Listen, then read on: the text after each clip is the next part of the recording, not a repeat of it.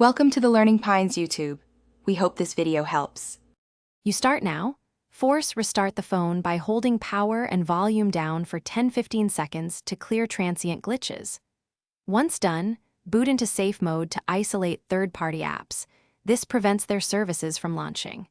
Make sure to note any recent app installs or updates from the last 24-72 hours because those often trigger loops. You do these steps immediately so you can tell if the problem is software or hardware. This narrows every next action.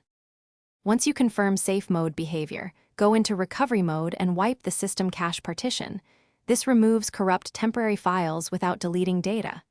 Next, systematically uninstall suspicious or recently updated apps, then reboot normally to check stability. You want to test after each removal.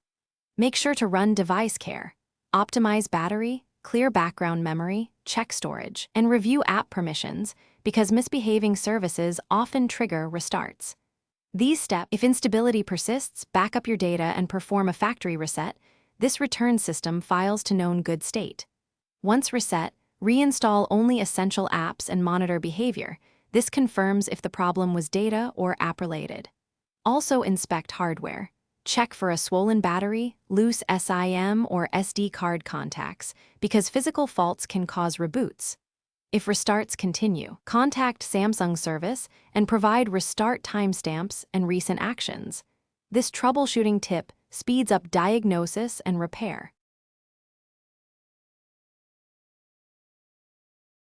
Thanks for watching. Consider subscribing if we helped you.